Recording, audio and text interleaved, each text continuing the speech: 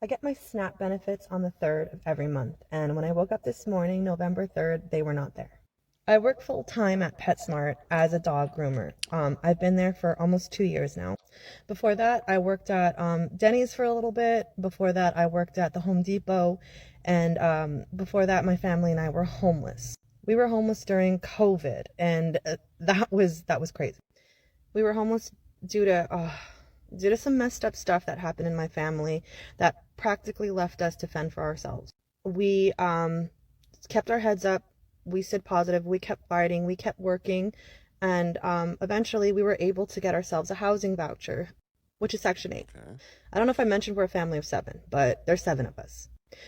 Oh, Jesus Christ.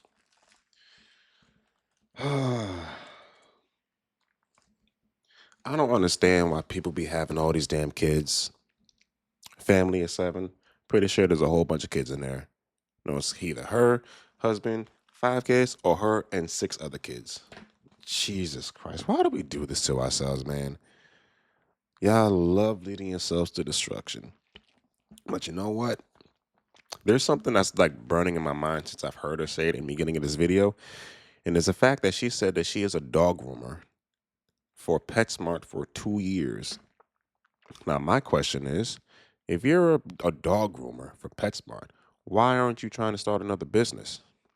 Why aren't you trying to go in business for yourself as a pet groomer? Because I'm just give y'all like a little glimpse into the way my mind works, right? So she has a very niche skill, dog grooming. A lot of people have dogs. Why not start a business? You already know the stuff you need to get to do the dog grooming and whatnot. You can go get a vehicle, do a mobile dog grooming. You've got to finance that. I'm okay with that. At least that's for business because Lord knows the vast majority of who finance your vehicles don't use them for business and don't drive enough to even justify having that type of payment on a vehicle that is depreciating in value, meaning it's not making you any money. Besides the point, she knows the stuff she needs to start this dog grooming business. So it's time to stop feeling bad for ourselves and take action. And there's also other things she can do. She does dog grooming, which I'm pretty sure means that she is good with dogs. She could do dog walking. She could do dog sitting. They have apps like TaskRabbit where you can put yourself as a dog groomer or a dog sitter. You can set your own wages and whatnot. Why not do that? They got another app called Rover that one of my subscribers had told me about a few weeks ago.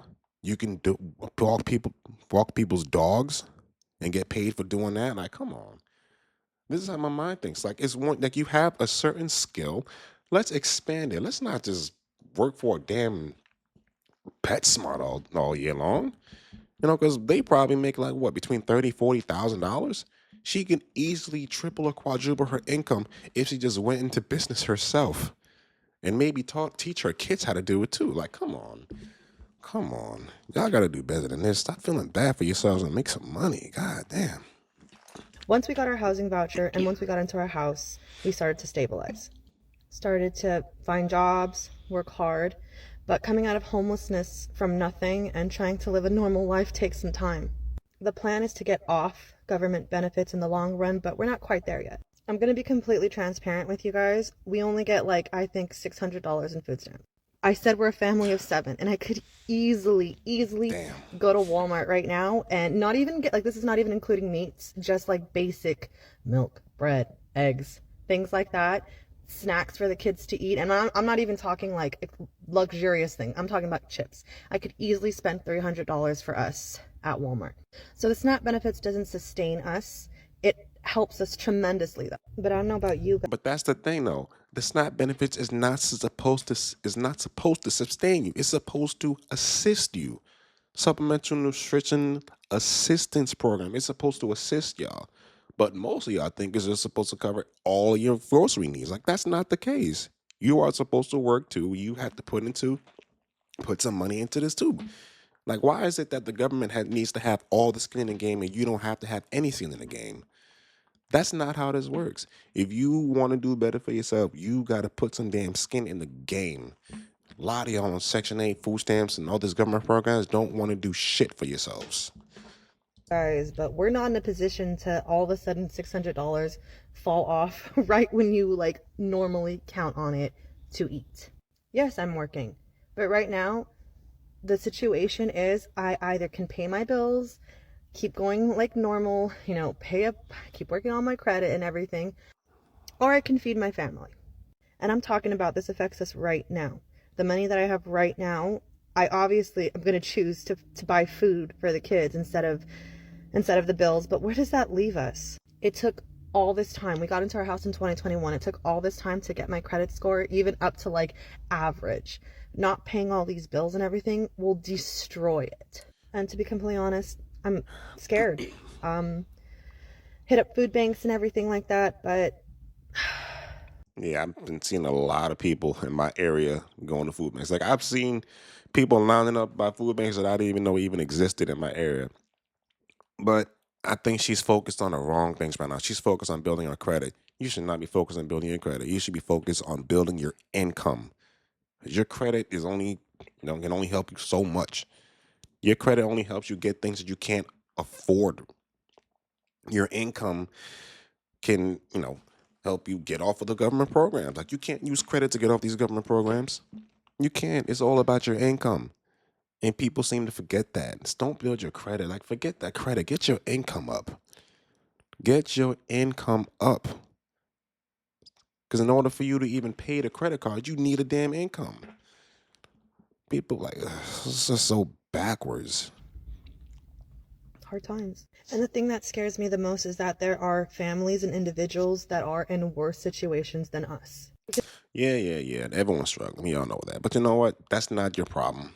That is absolutely not your problem, and it's not our problem. But lately, there have been a lot of people, especially women, who are trying to put their problems onto us as if it's our problem. Keep saying stupidness like, "Oh, you're closer to being poor than you are a billionaire." Yeah, that may be true, but I'm still doing better than you. Still doing a lot better than you. I'm not in your situation, and they keep talking like, "Oh, this could be you any day." No, there's only like 40 million people who are on food stamps, and the vast majority of people on food stamps aren't even American citizens. Are not even American citizens because it just came out a few days ago that there are a whole bunch of people from other countries who came here who aren't even citizens of the United States that get food stamps. It's crazy. That's crazy. And they said that they would have never known had this whole food stamp situations happen. No, not happen. They would have never known it. It's the Biden administration for y'all. But let's not worry about anyone else. We have more pressing matters. Like, I don't know, you and your family of 7 people are doing worse than you. Not my problem. Okay? That's not my problem. That's not your problem. That is none of our problems. You're responsible for you.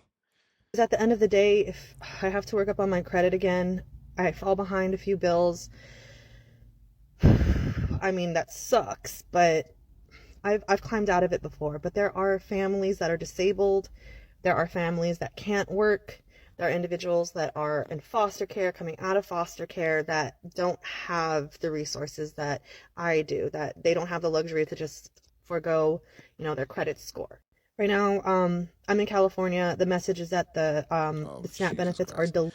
And she's in California. Do y'all know how many people have dogs in California?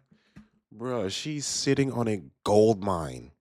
An absolute gold mine. And she's just letting it go to waste. Oh my God. This is what I'm saying. In 2025, if you're broke, it is 100% your fault because there is so much damn information out there and it is so easy to make money. Like I said, she just needs to go get a vehicle, start a mobile pet grooming business, some dog walking, dog sitting, triple, quadruple your income. Come on now. In California too?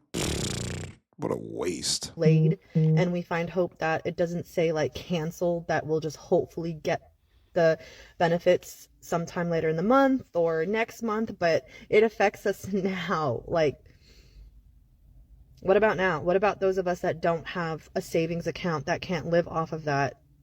How do they eat? How do we eat? I mean, when it comes to savings account, you should have been thought about that. You should have had a savings account a long time ago. Most of y'all just jump into making money and spend every dollar you got. Don't think about putting nothing away for an emergency. Like I said in one of my other videos, if it weren't for you to save money for yourself for retirement, all of y'all would work till you died.